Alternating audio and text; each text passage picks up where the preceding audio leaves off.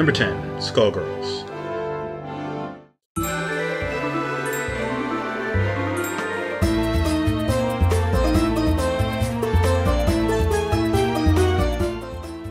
A lot of fighting games of questionable quality have been released this year, many carrying a new level of behind-the-scenes baggage. Whether it's DLC woes, publisher issues, internal backbiting, or simply rousing the ire of the fan base, the only universal constant seems to be that while everybody is trying to make their games appealing for mass consumption, no one's actually making anything new. In this sea of sequels, spin-offs, remakes, and dream matches, there's only one original IP in the fighting game circuit, and it turns out to be one of the best times I've had behind the sticks. A game created by fighting game fans for fighting game fans, the CVS2 style fighter places emphasis on a small, well-balanced roster rather than having a million different characters and their mothers to choose from. While the experimental Infinite Guard was eventually broken and some balance tweaking was and still is required, focusing on tightening the game's fundamentals made for an experience that was both exciting to watch and play, a feat very few games achieve. Using GGPO as its online backbone allowed for low-lag matches across the world and always provided a practice partner when the fired irons were still hot. If you can look past its perhaps controversial sexualized art style and deep, sometimes intimidating complexity, you'll find an amazing game waiting for you. Number 9. Dragon's Dogma.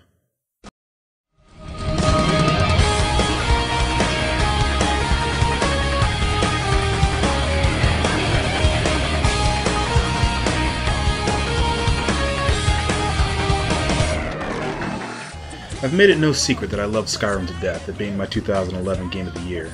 And when Capcom, of all people, said they were looking to cash in on that demographic, and I think a lot of the community openly guffawed at their claims.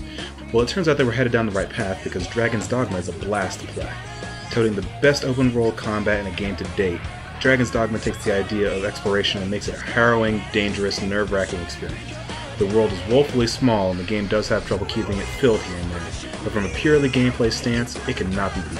The pawn system works absolutely perfectly and creates very little AI frustration, unlike other games of Dragon Dogma's ilk. The story is absolutely terrible, and the scenes where cuts were made show like plastic surgery scars. But it almost doesn't matter since the game is so much fun to play, even when you know it's going to be around that next bend every time you reach it. And if you stick through to the end, you have one hell of an amazing, if not completely befuddling ending awaiting you. Number 8. Syndicate. Go for the mainframe, see what they got in there. Showtime! The negative buzz surrounding Syndicate prior to its release is just another example of how people expecting something from our yesteryears can ruin an experience. Walking into Syndicate with no expectations other than a competent shooter and not a top-down strategy game, I was presented with a wonderful juxtaposition of a gritty world hiding under a super clean facade and an interesting tale of warring corporations dealing with the haves and have-nots. Manipulating the world using the DART system was easy and effective and always made you feel like the Superman the game played you up to be.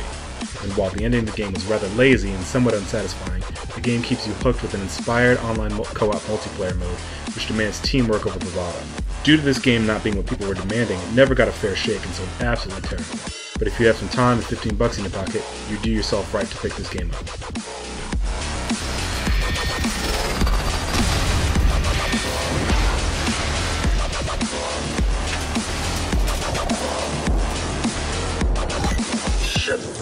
Okay, leave plan B up to me. Number 7. Dishonored.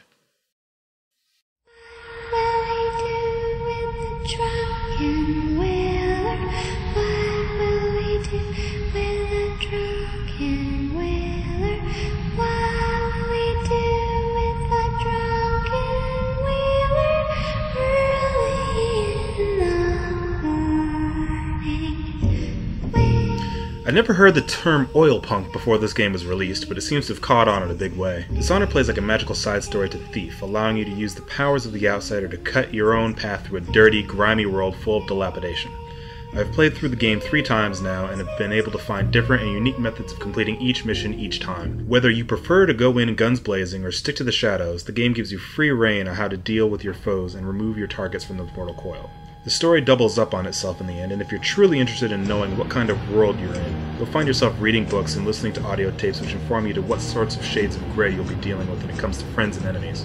Most importantly, once you get a sense of what's going on, the game never stops being fun to play through its narrative issues, and figuring out new ways to manipulate the dirty city of Dunwall never gets old, and more importantly, never gets frustrating.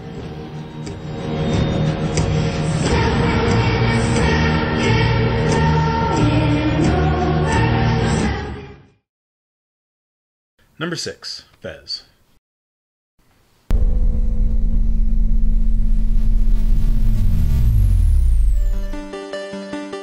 It's rare when a game makes you feel smart. Even in the most established puzzle franchises, pushing through most challenges can feel like a real slog. Fez excels in leaving enough clues in its vast pseudo 8-bit world to allow the player to pick up on patterns and symbols, allowing puzzles to be solved naturally and organically, opposed to sticking you in a room and saying, "Solve this or you don't progress." At times, Fez can feel like a Metroidvania, leaving subtle hints and clues implying that you need to return at a later time once you understand how things work a little better.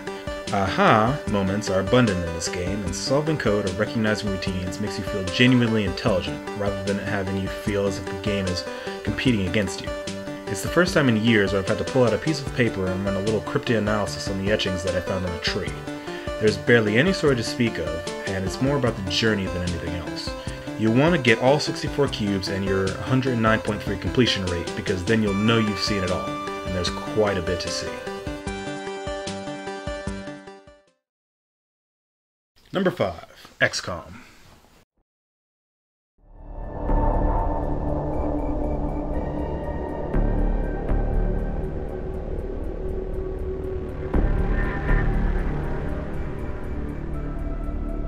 XCOM is hard, often frustratingly so. It has a lot of bugs, and those bugs can stop you hard in your tracks. Said bugs will often impede your way and punish you for employing good strategy. But all that being said, man is XCOM fun. It's genuinely remarkable how far the game pulls you in when it leaves you in charge of the world's defense during alien invasion. Arguing with the world's nation for funding, deciding who in your crack team will go on missions when there's a good chance that none of them will return, choosing what to research or purchase knowing that the next paycheck is a long 30 days away, it's stressful in the best way possible. It's rare when I can sit down for 12 hours and just play without realizing where the time's gone, but XCOM did that to me multiple times. It's a shame that the game hasn't been patched at this point, but there's something about beating the game that you know is actively cheating that really gives you a sense of accomplishment. XCOM is a mean game, but damn is it satisfying when you conquer it.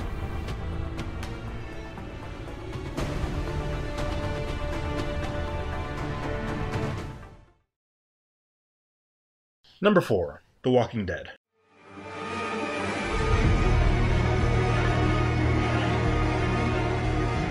The Walking Dead is hardly a game. The best parts of it take place when you aren't hitting any buttons, and as far as adventure games go, it's easy and short. What The Walking Dead is, however, is the best visual novel I've ever experienced. It has an exceedingly tight narrative which leaves every loose end and possible caveat in the hands of the player. The choices placed in your hands as you make your way through the 5-chapter story leaves you guessing whether or not they had any massive impact, but still tailors an experience unique to you. There were moments where I was actively yelling at my television about the event that just transpired, but unlike Mass Effect or XCOM, I was content in my decisions and always watched how they played out opposed to reloading an old save. It's sad, it's emotionally draining, it's stressful and without hope, and you always want to know what's going to happen next, and I cannot wait for Season 2. Number 3. Mark of the Ninja.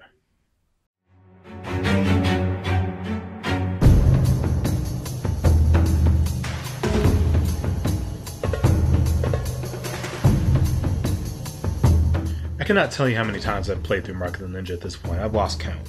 The Shank boys at Klee have always been on somewhat rocky waters as far as quality is concerned, but they finally found their footing here. It's hard to say what I don't like about this game. The narrative is amazing and keeps you guessing until the end, the animation is unparalleled, and the art style feels completely unique. It allows the player to choose how to finish a mission, not only in terms of body count, but actual objective, and most of all, it makes you want to replay it immediately. The secondary missions the game provides keep you returning again and again, trying to get that perfect run where you truly are the ninja, your objective finished without a soul knowing you were ever there. Personally, I found the optional fear suit the most fun, taking out enemies and stringing up their corpses in order to affect the psyche of other soldiers, causing them to panic and steadily take one another out in a fearful abandon. Everything about this game feels so tight and good, figuring out other ways to play it feels like a joy instead of an optional course of action.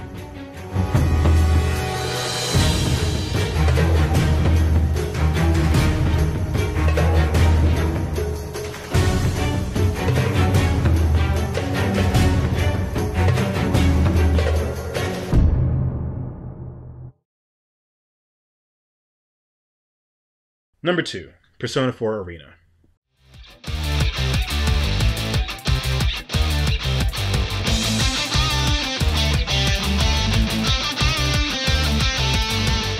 Persona 4 Arena has a very strange background, but in the end revealed itself to be the full package.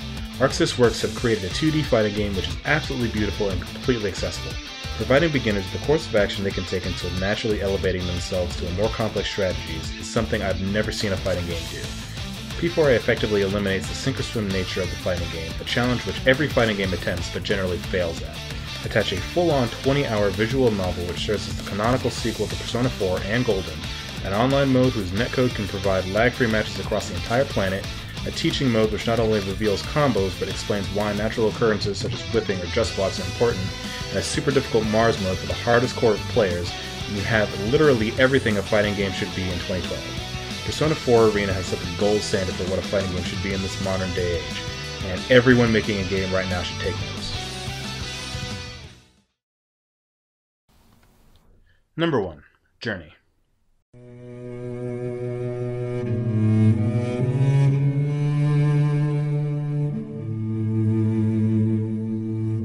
What is Journey? It's a third-person platformer in a world devoid of enemies which your sole goal is to travel to an endpoint. Why is that important? Because no game has ever made me experience the wealth of emotion that Journey has been able to. The game's dialogue-free nature allowed me to write a story in my head that would change every time I played through it.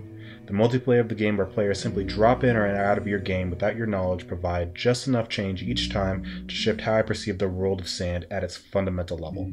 Communicating through nothing but gesture and chirping, you discover that without words you can still speak volumes. The puzzles you solve and the emotions that you can express with one note is awe-inspiring. And this game is nothing short of bewilderingly beautiful. There were more than a few moments where I simply stopped what I was doing to look around, literally dumbfounded by some of the beasts this offered. Journey has done what no other game has managed to do, reach me on an emotional level without the use of heavy-handed tropes or common archetypes, or speech, or language. It simply tells you a story that you are making up in your head as you go along, and it is the only time I've ever received a message thanking me for traveling with somebody. Journey shot to the top of my required playing list before I even finished it, and has settled there quite comfortably. Everyone, and I mean everyone, should play this game.